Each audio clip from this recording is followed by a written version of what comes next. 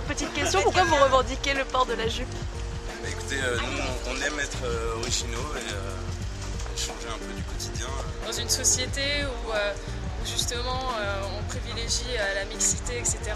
C'est un concept sympa à la fois de s'amuser et puis à la fois d'en rencontrer des gens. C'est une bonne idée, je trouve.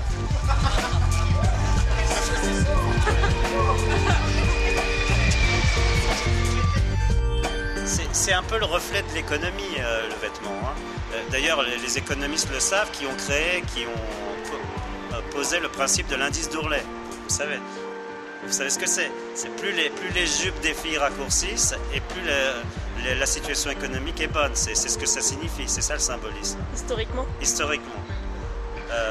Les années 60, qui étaient des années un peu florissantes, ont créé la fameuse mini-jupe avec Mary Count.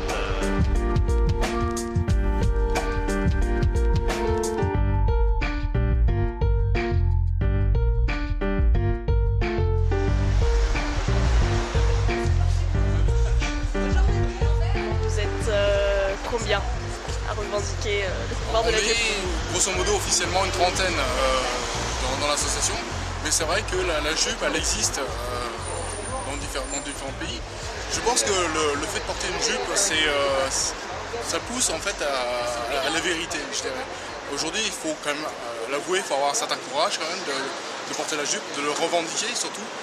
C'est un mouvement, je dirais, social, on va dire presque social, dans les mœurs, pour aller dans ce sens-là.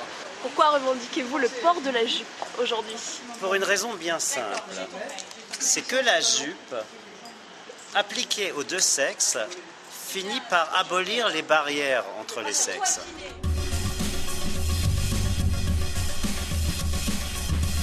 Enfin, ce qui s'est passé dans l'histoire, c'est que les femmes se sont accaparées le pantalon. Elles sont allées donc sur le terrain des hommes. Mais les hommes n'ont pas eu le droit de faire l'inverse. Et c'est un peu... Donc finalement, il y a une inégalité là. Et finalement, en permettant aux hommes et aux femmes de porter le même vêtement, on rétablit l'égalité entre les sexes.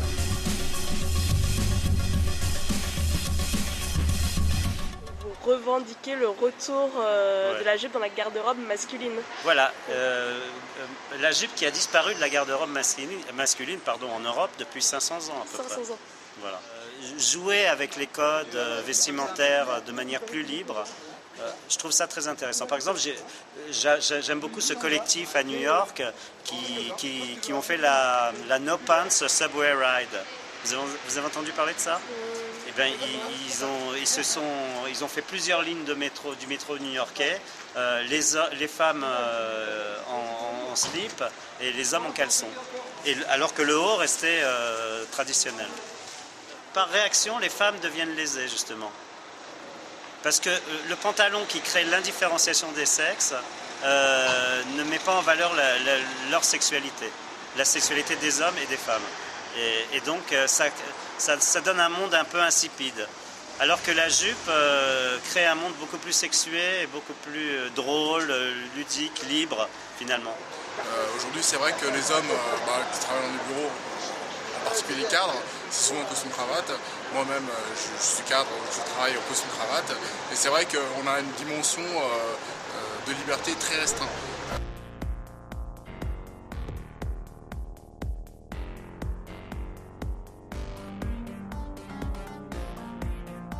Est-ce que vous pensez que le port de la jupe exacerbe la virilité des hommes? Certainement, oui, les Écossais, là, comme tu en as un là. Je ne sais pas comment on peut mesurer ça, mais si au nombre de poils. c'est pas mal. J'ai fait des beaux efforts là-dessus.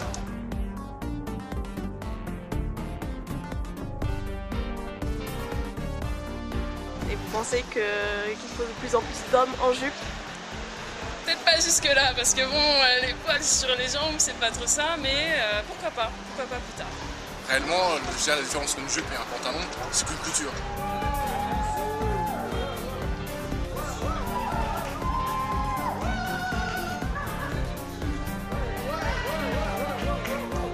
Et vous aimeriez porter la jupe au quotidien? Ah bah si c'était possible, oui. C'est l'heure du rêve. Ouais. fantasme comme ça, mais On essaye de le faire le plus souvent c'est possible. le plus souvent possible. Ouais. Quand et où? Quand, Quand et où?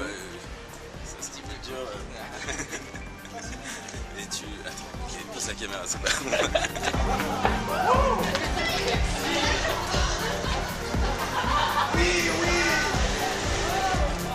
La jupe exacerbe la virilité des hommes et met en valeur la féminité des femmes.